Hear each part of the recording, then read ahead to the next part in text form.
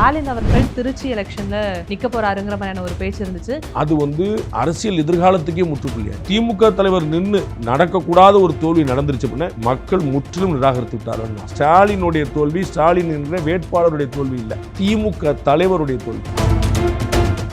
Chennai Samartha Aviation College, best aviation college in Tamil Nadu, and Grand Royal Tours presents Behind Notes Beyond the News with Rangaraj Pandey, powered by Howda Pay, powered by Walker Bee, Dr. Srivarma Oil Tarum Ayurveda, Air Fiber Wi-Fi, Kartipuram, Coimbatore 200-acre Dream Township Premium Plots, Social Eagle AI and Digital Marketing Academy, Tamil Nadu's #1 trusted learning platform, Arabian Garden Seafood Restaurant, Naturals, world's fastest growing saloon chain. ஒரு பக்கம் தாவேகா தன்னுடைய candidate நிப்பாட்டும், ஒரு பக்கம் அதிமுக தன்னுடைய candidate நிப்பாட்ட வாய்ப்பு இருக்கு. அப்ப திரு ஸ்டாலின் அவர்கள் எதிர நிற்கிறாருன்னா அந்த மும்முனை போட்டியில் எப்படினாலும் போயிடும்.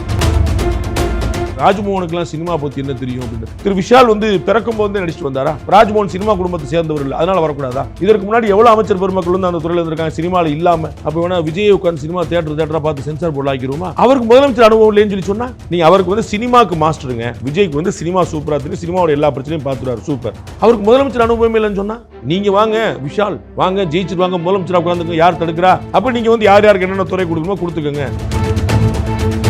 சிங்கப்பெண் சிறப்பு படை அப்படிங்கிறது பிங்க் பேட்ரோல அதுதான் இவங்க வேற பேர் மட்டும் மாத்தி யூஸ் பண்ணிட்டு இருக்காங்க ஒரு விமர்சனம் இருக்கு. பிங்க் தான் அப்படி மாறி இருக்கும்னு சொல்லுவாங்க. இவங்க அம்மா கிளினிக்னு வச்சிருந்தாங்க, இவங்க இல்லம் தேடி மருத்துவம் மாத்துறாங்க. அப்போ ஒரே ஸ்கீமுக்கு வேற நீங்க பார்த்து பேர் வச்சுக்கலாம், பேர் வச்சீங்களே சோறு வச்சீங்களா கேள்விதான். அப்ப நமக்கு படை அமைக்கிறதுல இல்ல பிரச்சனை. நீங்க ஆடி சரி சிங்கப்பெண் பாதுகாப்படை அமைச்சீங்கல்ல, எத்தனை போலீஸ் அப்பாயின்ட் பண்ணிருக்கீங்க? தாவேக்கால இருக்கக்கூடிய அந்த எம்எல்ஏக்கள், வெற்றி பெற்ற எம்எல்ஏக்கள் தன்னுடைய கல்வி தகுதியை மறைச்சு பொய்யான விஷயங்களை வெளிப்படுத்தி இருக்காங்கன்னு சொல்லி உங்க கட்சியோடைய செய்தி குறிப்புல நீங்க PhDன்னு போட்டிருக்கு, டாக்டர் முருகேசன் அப்படின்னு போட்டிருக்கு. ஆனா நீங்க அஃபிடவிட்ல என்ன போட்டு அஃபிடவிட்ல தான் எடுக்க முடியும், வெளியில நீங்க ஆயிரம் சொல்லிக்கலாம். உங்களுக்கு புரியல? Not a crime. ஆக்ஷன் எடுக்கிறதுக்கு ஒரு கிரைம் நடந்திருக்கணும். கிரைம் எப்ப மேலவுட் ஆகும்? அஃபிடவிட்ல சொன்னா. நான் உங்கள்கிட்ட சொல்றேன், நீங்க என்கிட்ட சொல்றீங்க, அது என்ன கணக்கு சார்? ஏன்ட்டு அவர் நான் PhDன்னு சொன்னார் சார், நீங்க யாருங்க? வணக்கம் சார். தாவேக்காவோட அமைச்சர்களுடைய பட்டியலை பார்த்துருப்பீங்கன்னு நினைக்கிறேன். இது தாவேக்காவுக்கு ப்ளஸ்ஸா இல்லை மைனஸா சார்? செயல்பாடை பொறுத்து தான் ப்ளஸ்ஸா மைனஸான்னு சொல்ல முடியும். யாராவது மற்றவங்களாம் நீங்கள் புதுசு சொல்லி திரு விஷால் ரொம்ப ஆச்சரியமாக சொன்னார். இவருக்கு ராஜ்மோகனுக்குலாம் சினிமா பற்றி என்ன தெரியும் அப்படின்னு. அப்போ வேணா விஜய் உட்காந்து சினிமா தியேட்டரா பார்த்து சென்சார் போர்டு ஆக்கிடுவோமா? அவரே சொல்லியிருக்காரு, அவரே பார்த்துக்கலாமே அந்த பொறுப்பை. அவருக்கு முதலமைச்சர் அனுபவம் இல்லைன்னு சொல்லி சொன்னா நீங்கள் அவருக்கு சினிமாக்கு மாஸ்டருங்க. விஜய்க்கு சினிமா சூப்பராக தெரியும், சினிமாவோட எல்லா பிரச்சனையும் பார்த்துறாரு, சூப்பர். அவருக்கு முதலமைச்சர் அனுபவமே இல்லைன்னு சொன்னால் ஏங்க நீங்கள் எம்எல்ஏவே ஆனது கிடையாது, ஏங்க நீங்கள் அமைச்சரே ஆனது கிடையாது, முதலமைச்சர் உட்காந்துன்னு விஷால் சொல்லுவாரா? இது என்ன எனக்கு புரியல. திரு விஷால் பிறக்கும் போது நடிச்சுட்டு வந்தாரா? அவருடைய குடும்பம் அங்கே இருந்துச்சு, அவங்க சினிமா குடும்பமாக இருக்கிறாங்க, அவருக்கு வாய்ப்பு கிடைச்சி வந்தார். அப்போ இவங்களுக்கு சினிமா குடும்பம் தான் யாரும் வரவே கூடாதா? ராஜ்மோகன் சினிமா குடும்பத்தை சேர்ந்தவர் இல்லை, அதனால் வரக்கூடாதா? இதற்கு முன்னாடி எவ்வளோ அமைச்சர் பெருமக்கள் அந்த துறையில் இருந்திருக்காங்க சினிமாவில் இல்லாமல். ஸோ இதெல்லாம் ஒரு கற்பனையான குற்றச்சாட்டு, ஏதாவது ஒன்று சொல்லணுமேங்கிறதுக்கான குற்றச்சாட்டு. இந்த 10 பேர் இன்க்ளூடிங் சிஎம் அவர்கள் அப்பாயின்ட் பண்ணப்பட்ட விதம் இல்லை பிரச்சனை, அவர்கள் தேர்ந்தெடுக்கப்பட்டது, அவர்கள் பதவியேற்றது இல்லை பிரச்சனை, அவர்கள் செயல்பாட்டில் எப்படி இருக்காங்கன்னா நீங்கள் பார்க்கணும். நீங்கள் காமராஜர் ஒரு டிகிரி கூட படிக்கலன்னு சொல்லி சொன்னால் ஒத்துக்கிடுவீங்களா? ஒரு டிகிரி கூட முடியல காமராஜர், அவர் எப்படிங்க? அவர் கீழே ஹையர் எஜுகேஷன் மினிஸ்டர் இருக்கணுமா? அவருக்கு கீழே ஸ்கூல் எஜுகேஷன் மினிஸ்டர், அவர் கீழே IPS IASலாம் ரிப்போர்ட் பண்ணுறதாங்க. What is this? ஒரு ஸ்கூல் எஜுகேஷன் முடிக்காத ஒருத்தர், எம்ஜிஆர் முடிக்கல, கலைஞர் முடிக்கல, நாட் ஈவன் கம்ப்ளீட்டட் ஸ்கூலிங். இவங்களாம் IPS ஒரு IAS படிச்சுட்டு நம்பர் 1 நேஷனல் கிரேட் செல்யூட் அடிக்கணுமா? யாராவது கேட்க முடியுமா? அவங்களுடைய செயலில் நீங்கள் பாருங்கள். மக்கள் பிரதிநிதிகள் அவங்க என்ன படித்தாங்க, என்ன முடித்தாங்க, இப்போ சினிமாவில் பார்ப்பாங்களா? இதெல்லாம் இரலவெண்ட்டான கீழே அவங்களுக்கு அரசியலே தெரியல அர்த்தம். நீங்கள் வாங்க விஷால் வாங்க ஜெயிச்சுட்டு வாங்க, முதலமைச்சராக உட்காந்துங்க, யார் தடுக்கிறா? அப்போ நீங்கள் யார் யாருக்கு என்னென்ன துறை கொடுக்கணுமோ கொடுத்துக்கோங்க. இதெல்லாம் நம்ம அதில் ஒரு எக்ஸ்பர்டைஸ் இருக்கணும். அப்போ கொலை வழக்கு விசாரிக்கக்கூடிய போலீஸ் 10 கொலையாக பண்ணியிருக்கணும்னு சொல்லுவீங்களோ? போலீஸாக வந்திருக்கிறாரு, ஒரு கொலை கூட பார்த்ததில்ல, 4 கொலை பண்ணுங்க பாஸ், அப்போ தான் நீங்கள் போலீஸாக அப்படின்னு சொல்லுவீங்களா? நமக்கு ஐக்கியும் பிரசன்ஸ் ஆஃப் மைண்டும் சிஸ்டத்தை புரிஞ்சுக்கணும், அதிகாரியுடைய பேச்சை கேட்டு முடிவெடுக்கும் திறன் இருந்தால் யாருனாலும் எதனாலும் செய்யணும். இப்போ அந்த கல்வி தகுதியை பற்றி பேசும்பொழுது தானே நிறைய செய்திகள் இப்போ பரவிட்டு இருக்கு. தாவேக்கால இருக்கக்கூடிய அந்த எம்எல்ஏக்கள், வெற்றி பெற்ற எம்எல்ஏக்கள் தன்னுடைய கல்வி தகுதியை மறைச்சு பொய்யான விஷயங்களை வெளிப்படுத்தி இருக்காங்கன்னு சொல்லியிருக்காங்க. பொய்யான விஷயங்களை வெளிப்படுத்திருந்தால் தேர்தல் ஆணையம் நடவடிக்கை எடுக்கிறதுக்கான அதிகாரம் இருக்குது, அதை அவர்கள் செய்யணும். அவங்க அஃபிடவிட்ல என்ன சொல்லியிருக்காங்களோ அதுதான் உண்மையை நீங்கள் எடுத்துக்கணும், புரியுங்களா? உங்கள் கட்சியோடைய செய்தி குறிப்பில் நீங்கள் PhDன்னு போட்டிருக்கு, டாக்டர் முருகேசன் அப்படின்னு போட்டிருக்கு. ஆனால் நீங்கள் அஃபிடவிட்ல என்ன போட்டு அஃபிடவிட்ல தான் எடுக்க முடியும், வெளியில் நீங்கள் ஆயிரம் சொல்லிக்கலாம். உங்களுக்கு புரியல? Not a crime.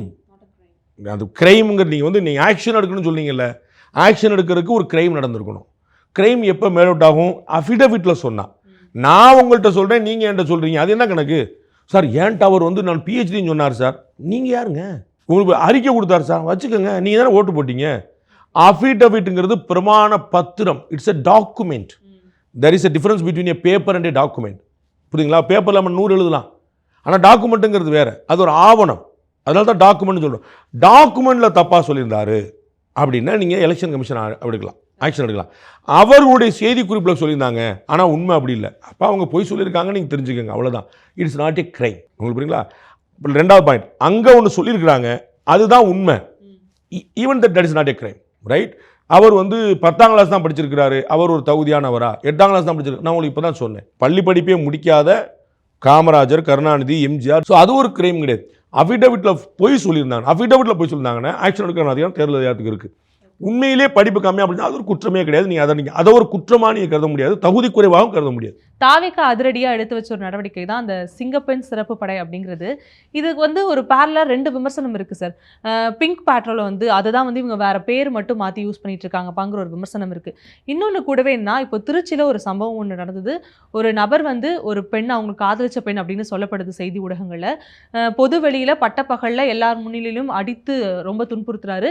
அப்போது அந்த சிறப்பு காவல்படை, அதாவது அந்த சிங்கப்பெண் காவல்படை எங்கே போனாங்க? திட்டங்கள் வெறும் அமல்படுத்தப்பட்டால் மட்டும் போதுமா, செயல்படுதா இல்லையான்னு பார்க்க வேண்டாமாங்கிற ஒரு விமர்சனம் இருக்குது சார். எனக்கு இந்த சிறப்பு சட்டம், சிறப்பு திட்டம் அப்படிங்கிறதுலாம் எனக்கு உடன்பாடு கிடையாதுங்க எப்பயுமே. ஸோ ஆணவ படுகொலையில் தடுக்கிறதுக்கு சிறப்பு சட்டம் வேணும்பாங்க. படுகொலைகளுக்கே சட்டம் இருக்க, அது என்ன?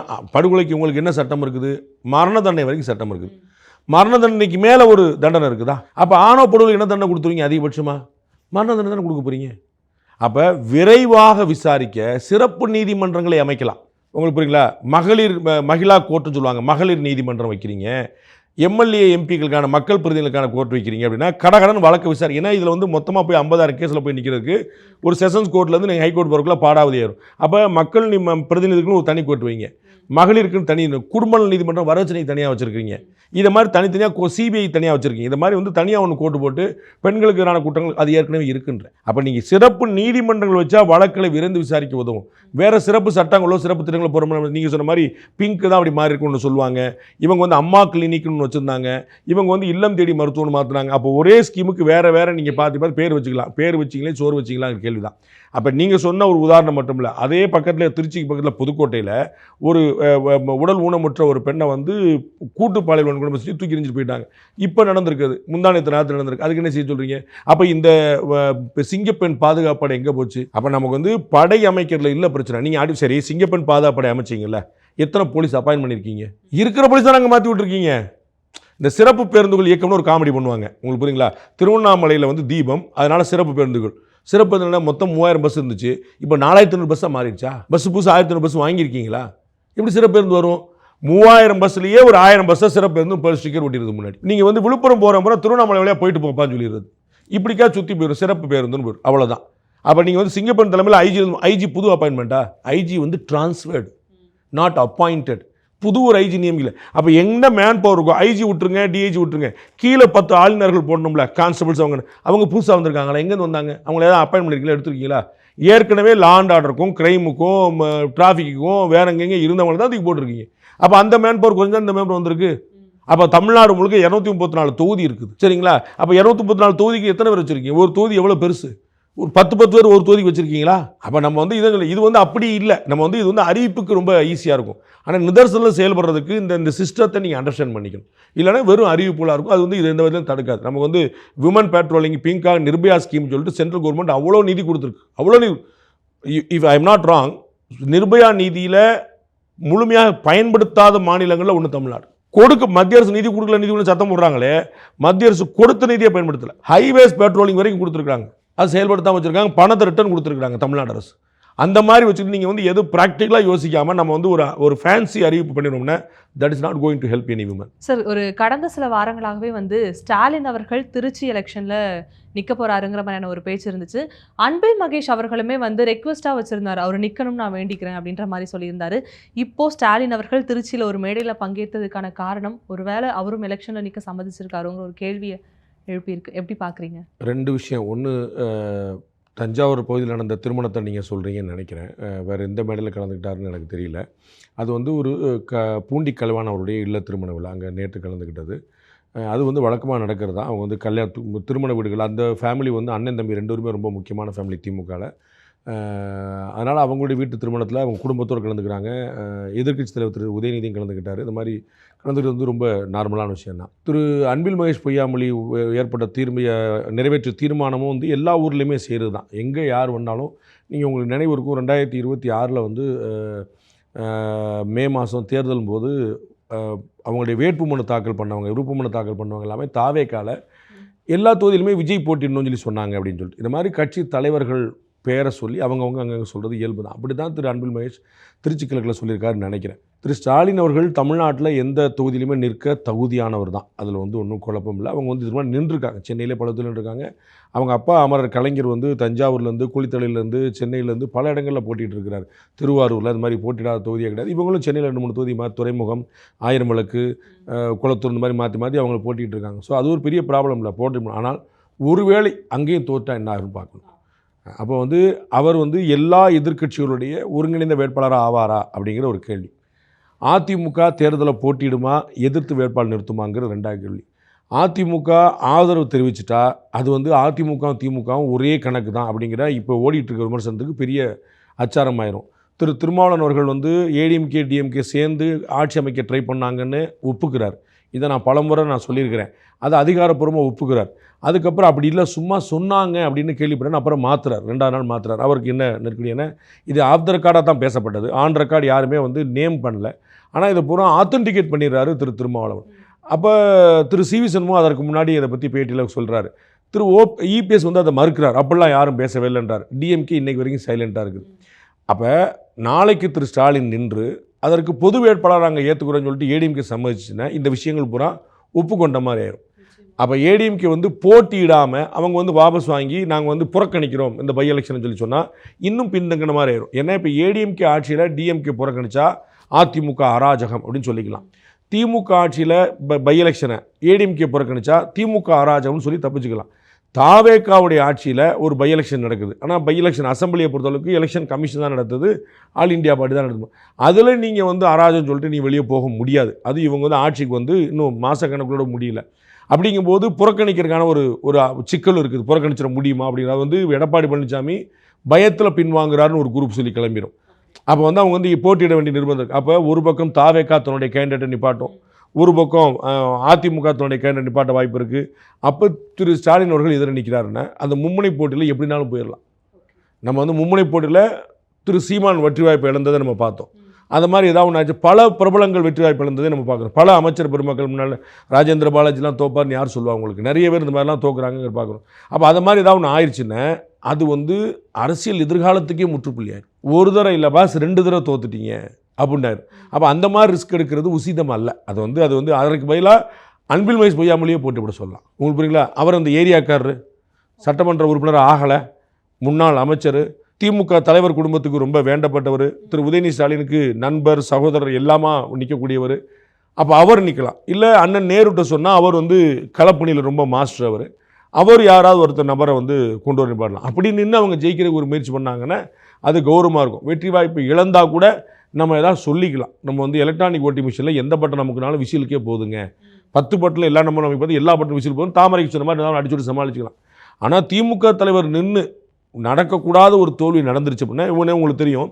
நாங்கள் வந்து லைவில் நிற்கிறோம் அன்றைக்கி வந்து கவுண்டிங் அன்றைக்கி லைவில் நிற்கும் போது 2-3 ரவுண்டில் திரு ஸ்டாலின் பின்தங்கும் போது இது வாய்ப்பு இல்லைன்னு நாங்கள் லைவ்லேயே சொல்கிறோம். அதில் வாய்ப்பு இல்லைங்க, அடுத்த ரவுண்டில் சரியாக இருங்க, திரும்பி எந்திரிச்சு வந்துருவாருங்கன்னு சொல்லி சொல்கிறோம். ஏன்னா அவ்வளோ தூரம் நம்ப முடியாததாக இருந்துச்சு. அப்போ அது நடந்துருச்சு.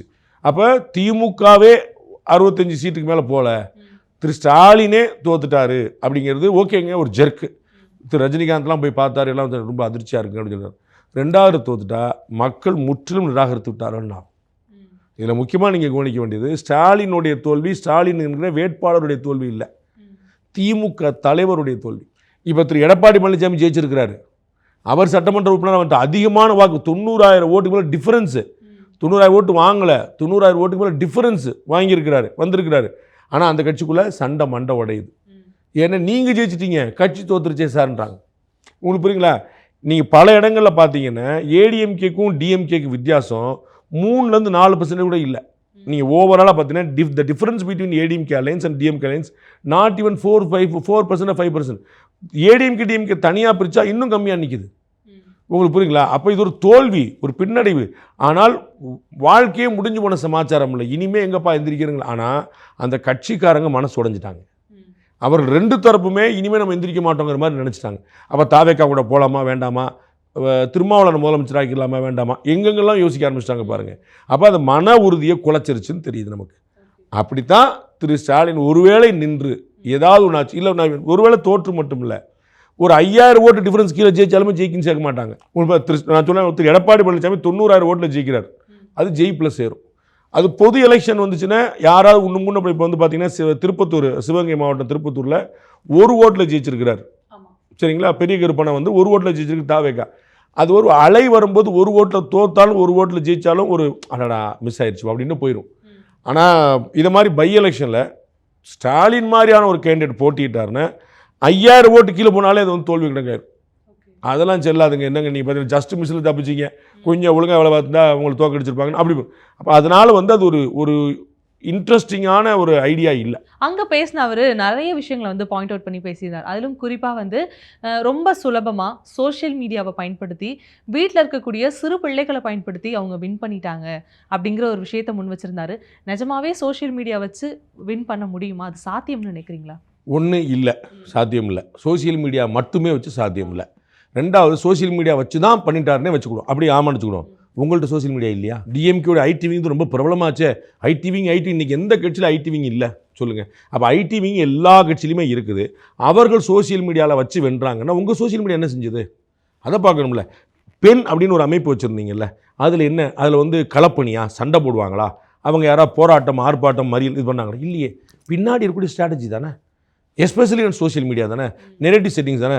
அப்போ திரு சபரிசன் அவர்கள் வந்து நான் பொறுப்பேற்கிறேன், எங்கள் தலைவர்களை சிறப்பாக எடுத்திருக்காரு, நாங்கள் இன்னும் பியூட்டிஃபுல்லாக நாங்கள் பண்ணணும் சொல்லி தானே சொல்லியிருக்காரு. ஏன்? அப்போ அது பெண்ணுடைய அமைப்புடைய வேலை என்ன? அப்போ எல்லாரும் அவரோட அமைப்பு வச்சுட்டு அவங்கவுங்க வேலையை பார்க்குறாங்க. அப்போ நீங்கள் எப்படி அவங்கள ப்ளேம் பண்ண முடியும்? அதே இன்ஸ்டாகிராம் திமுக பயன்படுத்தி அப்படி தப்பு சொல்லியிருக்க முடியும்? இது இன்னைக்கு 2012 வருஷமாக இது இப்போ சோஷியல் மீடியா வந்து ஒரு முக்கியமான இடத்துல இருக்குது. 2014 பாரத பிரதமர் முதல்ல அது வந்து பெருசாக ஒன்று சோஷியல் மீடியாவில் உள்ள ஸ்ட்ராங்காக இறங்கினார். அந்த பெனட்ரேஷன் அந்த ரேஷியோ கூடிக்கிட்டே போகுது, நோ டவுட்.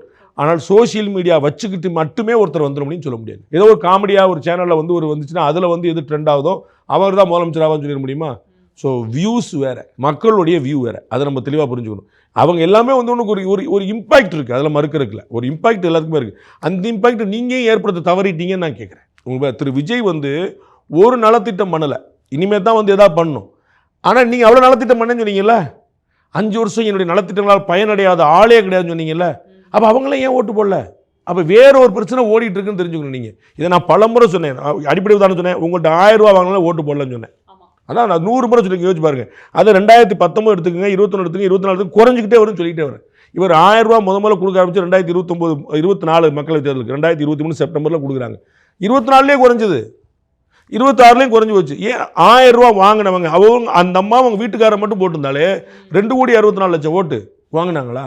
அதை அவர்கள் புரிந்து கொள்ளாமல் ப்ளேம் பண்ணிட்டு இருக்காங்க சோஷியல் மீடியா அப்படின்னு. அது வந்து ப்ளேம் கேம் தான்.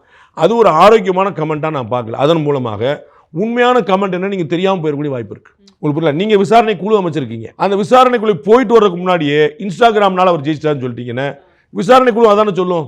யார் சொல்லுவா? சேகர் பாபு அண்ணன் சரியில்லை, நேரு அண்ணன் சரியில்லை, யார் சொல்லுவா? எல்லாருக்கும் பயம் இருக்கும்ல. திரு சேகர் பாபு எடுத்து சொல்லாமா, நேரு எடுத்து சொல்லாமா, ஏவா வேலு தாங்க காரணம். நம்ம மாட சொன்னால் ஓஹோ அப்படின்னு சொல்லிட்டு தலைவருக்கு நெருக்கமானவர் நாளைக்கு வா பாப்பான்னு சொல்லிட்டாருன்னு என்ன செய்யுது? அப்போ இந்த விசாரணை உண்மையிலேயே நடக்குதா, கண் துடைப்புக்கா? உங்களுக்கு புரியுங்களா?